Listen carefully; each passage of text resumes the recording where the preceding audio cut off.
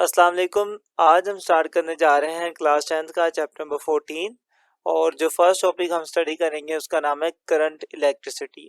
अगर आप इस पूरे चैप्टर की या इसकी कोई भी वीडियो या पूरी बुक में से कोई वीडियो लेना चाह रहे हैं तो आप सिंपल यूट्यूब के सर्च बार पर अपने टॉपिक का नाम और इस चैनल का नाम साथ में लिख के सर्च करेंगे तो इंशाल्लाह आपको वो मिल जाएगी। इसके अलावा आप हमारे यूट्यूब चैनल को भी अच्छे से विजिट कर सकते हैं, तो वहाँ भी आपको हर एक चैप्टर की प्लेलिस्ट मिल जाएगी। अब स्टार्ट करते हैं अपने लेक्चर को। जी, फर्स्ट टॉपिक है आपका करंट इलेक्ट्रिसिटी। फर्ज करें आपके पास ये है एक मेटल की प्लेट। आपको पता है हर एक मेटल के अंदर एटम्स तो मौजूद होते हैं।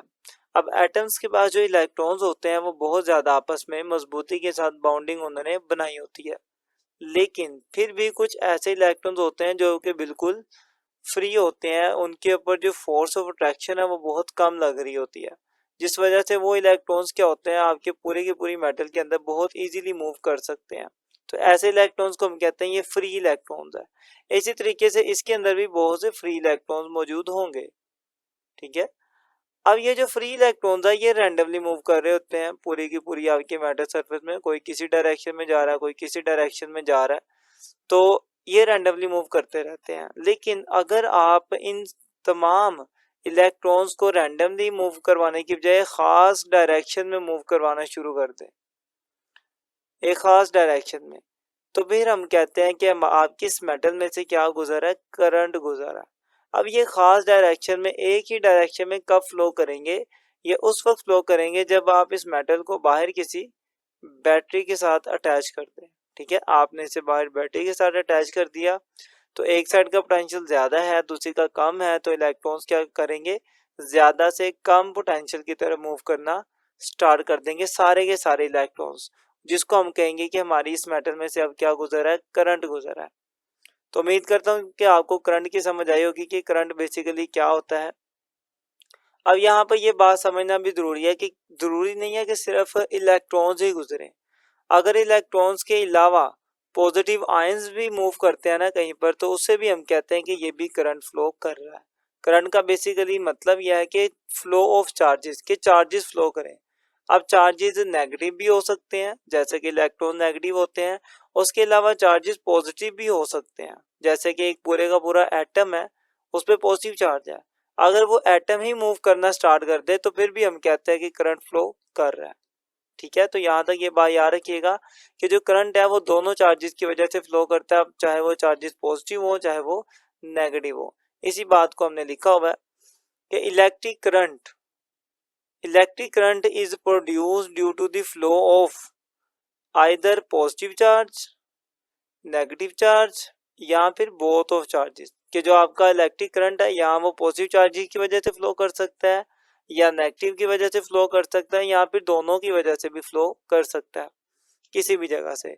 अगर बात की जाए मेटल्स की, जैसे कि आयरन है, गोल्ड है, एल्यूमिनियम है, ये सारी मेटल्स है। इन मेटल्स के अंदर तो होते हैं फ्री इलेक्ट्रॉन, तो इसलिए इनमें तो सिर्फ और सिर्फ इलेक्ट्रॉन्स ही फ्लो करते हैं, मतलब के नेगेटिव चार्जेस की वजह से ही करंट फ्लो करेगा। लेकिन अगर आपके पास कोई सोल्यूशन है, जैसे कि पानी है, पानी के अंदर आपने नमक को डाल दिया, नमक का फॉर्मूला होता है NaCl, और ये जब पानी के अंदर जाता है तो सोडियम आयन अलग हो जाता है और क्लोरीन आयन अलग हो जाता है, और इसमें से अगर आप इलेक्ट्रिसिटी को पास करवाएं तो इलेक्ट्रिसिटी गुजर जाती है। अब वो किस वजह से गुजरती है, इन पॉजिटिव और नेगेटिव आयंस की वजह से गुजरती है, क्योंकि यही मूव करना स्टार्ट कर देते हैं जिस वजह से इलेक्ट्रिसिटी भी मूव करती है। तो यहाँ से ये हमें पता चला कि जो करंट है वो पॉजिटिव और नेगेटिव आयंस की वजह से भी फ्लो कर सकता है और नेगेटिव इलेक्ट्रॉन्स की वजह से भी फ्लो कर सकता है। इसी चीज को हमने लिखा हुआ है कि करंट दोनों की वजह से फ्लो करता है, पॉजिटिव और नेगेटिव आयंस और इलेक्ट्रॉन्स दोनों की वजह से। इनकी एग्जांपल्स भी आपकी बुक में लिखी हैं कुछ इस तरीके से। पहले, in metal the current is produce only due to the flow of free electrons, मतलब नेगेटिव चार्जेस। के मेटल के अंदर जो करंट है वो सिर्फ और सिर्फ फ्री इलेक्ट्रॉन्स के फ्लो करने की वजह से प्रोड्यूस होता है। उन फ्री इलेक्ट्रॉन्स को हम नेगेटिव चार्जेस भी कहते हैं क्योंकि इलेक्ट्रॉन पे नेगेटिव चार्ज होता है। दूसरी बात कि the current in electrolyte, electrolyte वो सॉल्यूशन होता है जिसके अंदर आयंस मौजूद होते हैं, जो मैंने अभी अभी बनाया था कि पानी के अंदर आप नमक डाल दो तो दो आयंस बनेंगे, एक सोडियम का दूसरा क्लोरीन का। तो अभी ये मेरे पास क्या बन गया, इलेक्ट्रोलाइट, क्योंकि इसके अंदर आयंस मौजूद है।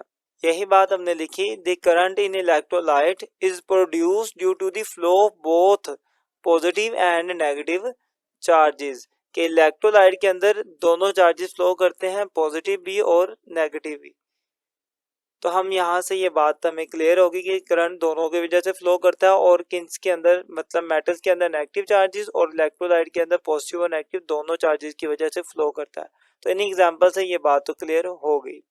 अब नेक्स्ट देखते हैं करंट क्या है और करंट की डेफिनेशन करते हैं।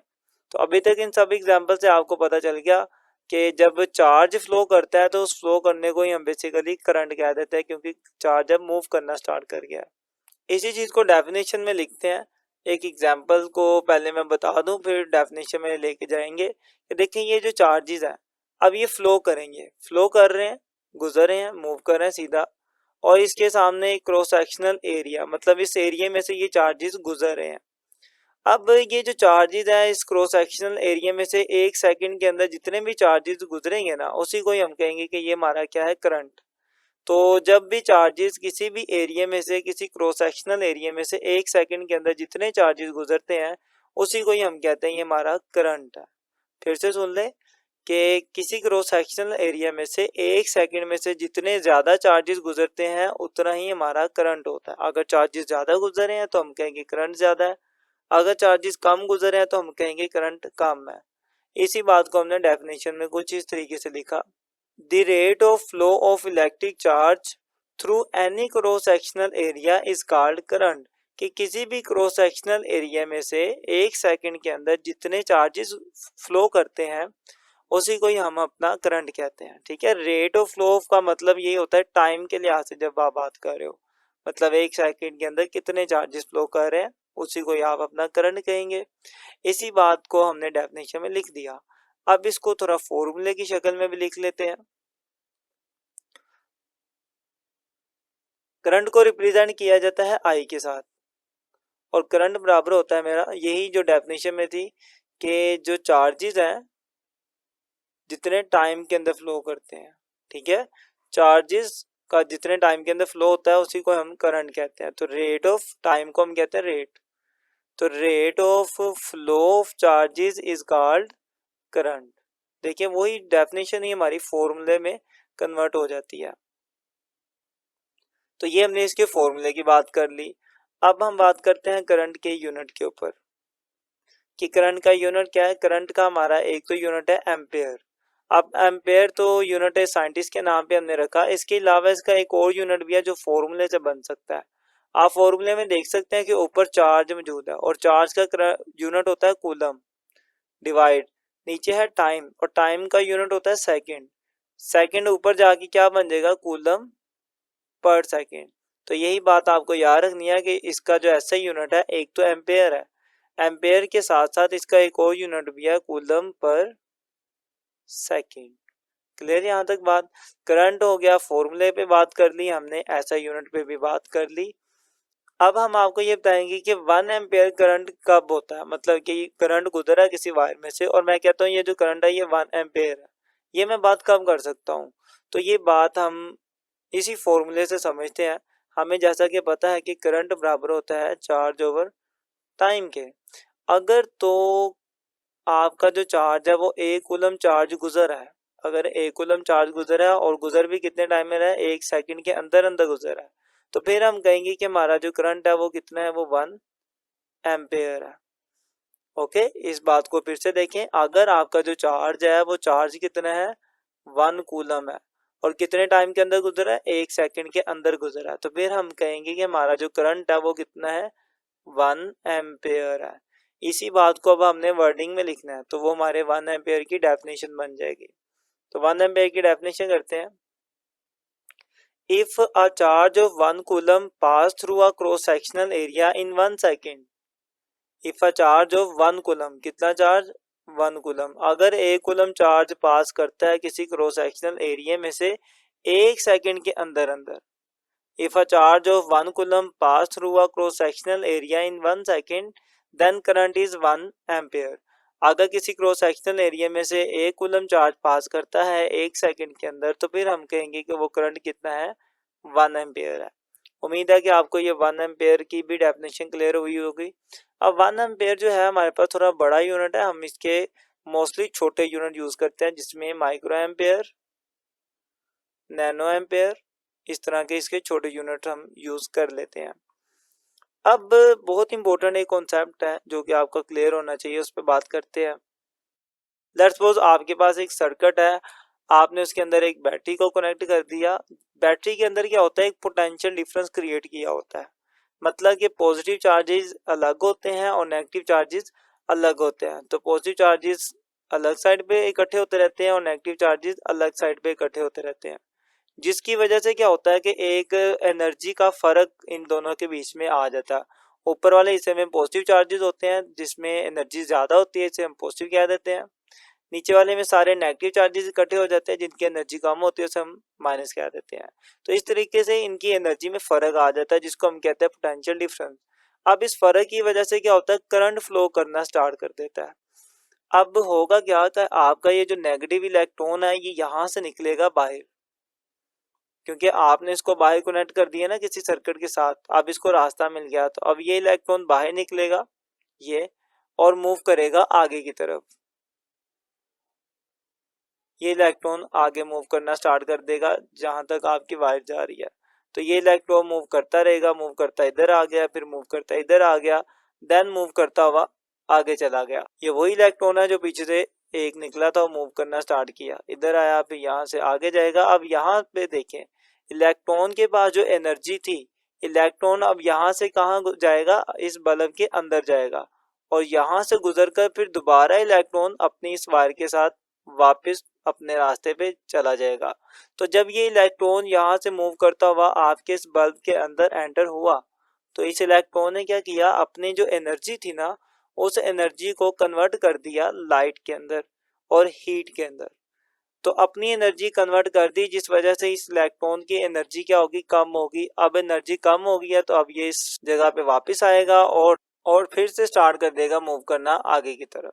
तो इलेक्ट्रॉन जाएंगे और मूव करता हुआ ये दोबारा से अपने इसी रास्ते को फॉलो करते हुए वापस जाएगा इस बैटरी के अंदर, और ये फाइनली दोबारा बैटरी के अंदर आ जाएंगे। आप लोगों ने एक चीज याद रखनी है कि जब ये इलेक्ट्रॉन मूव किया, इसने मूव करके इलेक्ट्रॉन जब इस बल्ब में से गुजरा, तो इस इलेक्ट्रॉन ने जो अपनी एनर्जी थी ना, अपनी जो एनर्जी इसके पास थी, उस एनर्जी को उसने कन्वर्ट कर दिया हीट के अंदर और लाइट के अंदर। लेकिन इस इलेक्ट्रॉन के पास जो चार्ज मौजूद था, जो चार्ज मौजूद था वो जितना था उतना ही रहेगा। चार्ज एक अलग चीज है और एनर्जी एक अलग चीज है। चार्ज का मतलब है कि ये नेगेटिव कितना है। मैं अभी के लिए फर्जी वैल्यूज ले लेता हूँ। फर्ज करें इलेक्ट्रॉन के पास जो होता है वो -10 चार्ज होता है, और एनर्जी की बात करते हैं तो एनर्जी इसके पास होती है 20। ओके, ये मैं फर्जी वैल्यू दे रहा हूँ। जब मेरा इलेक्ट्रॉन पूरे रास्ते से फॉलो करता हुआ इधर तक आ जाएगा ना, तब भी इसकी जो चार्ज है ना वो 10 ही रहेगा, -10। मैं माइनस इसलिए लगा रहा हूँ क्योंकि इस पे नेगेटिव चार्ज होता है। इसका चार्ज तब भी -10 ही रहेगा, लेकिन इसकी एनर्जी कम हो चुकी होगी क्योंकि इसने अपनी एनर्जी को कन्वर्ट कर दिया हीट के अंदर और लाइट के अंदर। तो पहले जो इसकी एनर्जी थी वो 20 थी, तो यहाँ पे उसकी एनर्जी 20 थी, यहाँ तक 20 ही थी, लेकिन बल्ब से गुजरने के बाद इसकी एनर्जी कम हो गई। फर्ज कर ले इसकी एनर्जी कम हो गई 5 हो गई, बाकी सारी एनर्जी इसने कन्वर्ट कर दी उधर। तो अब इस एनर्जी के साथ ये वापस आएगा, तो एट दी एंड इसके बाद एनर्जी कितनी हो जाएगी, 5। लेकिन स्टार्टिंग में एनर्जी 20 थी और एंडिंग में एनर्जी 5 हो गई, क्योंकि एनर्जी कन्वर्ट हुई है लाइट के अंदर और हीट के अंदर। लेकिन इसका जो चार्ज था, जो इसके ऊपर नेगेटिव चार्ज था, वो जितना था उतना ही है। ओके, तो ये बात याद रखिएगा कि किसी भी इलेक्ट्रॉन के ऊपर या किसी भी चार्ज के ऊपर जितना चार्ज होता है वो चार्ज कम ज्यादा नहीं होता, बस वो अपनी एनर्जी ही कन्वर्ट करता है जब वो किसी सर्किट के अंदर फ्लो कर रहा होता है। दूसरी बात, इस बैटरी में से एक इलेक्ट्रॉन बाहर निकला था और वही इलेक्ट्रॉन पूरे सर्किट में से होकर वापस भी आया। तो ये बात याद रखिएगा कि जितने इलेक्ट्रॉन्स बाहर निकलते हैं, चाहे 1 निकलें या 100 निकलें या 1000 निकलें, जितने इलेक्ट्रॉन निकलते हैं, नंबर ऑफ इलेक्ट्रॉन जितने निकलते हैं उतने ही नंबर इलेक्ट्रॉन्स वापस भी आते हैं। इसका मतलब ये नहीं है कि जब इलेक्ट्रॉन इस बल्ब में से गुजरेगा तो वो एनर्जी में कन्वर्ट होकर खत्म हो गया। इलेक्ट्रॉन्स खत्म नहीं होते, सिर्फ इलेक्ट्रॉन्स की एनर्जी ही कन्वर्ट होती है। बाकी जितने इलेक्ट्रॉन्स गए हैं उतने ही वापस आएंगे। अभी एक इलेक्ट्रॉन निकला था और एक ही फिर वापस भी इसके अंदर आ जाएगा। तो ये कुछ कॉन्सेप्ट है जो आपको क्लियर होने चाहिए। नंबर 1 मैं दोबारा से समराइज कर दूं कि इलेक्ट्रॉन्स की जो एनर्जी है सिर्फ वो चेंज होती है, उनका चार्ज चेंज नहीं होता। और नंबर 2 जितने इलेक्ट्रॉन निकले हैं उतने ही वापस भी आएंगे, तो नंबर ऑफ इलेक्ट्रॉन्स भी चेंज नहीं होते। इसी ही बात को हमने लिख लिया है। Only the energy which changes form, सिर्फ और सिर्फ एनर्जी ही चेंज होती है और एनर्जी भी अपनी फॉर्म चेंज करती है। पहले एनर्जी इलेक्ट्रिकल थी और बाद में एनर्जी लाइट और हीट में कन्वर्ट हो गई। लेकिन but the number of charge carriers and the charge on each carrier always remain the same। Number of charge carriers का मतलब है कि जितने इलेक्ट्रॉन्स गए हैं उतने ही वापस आएंगे।